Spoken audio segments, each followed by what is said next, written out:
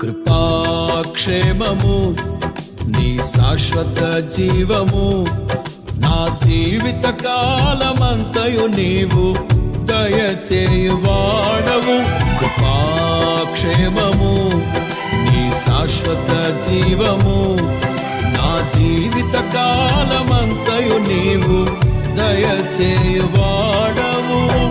మహోన్నతమైన నీ ఉపకారమును తలంచుచు అనుక్షణము పరవశించనా, నీ కృపలోనే పరవశించనా. మహోన్నతమైన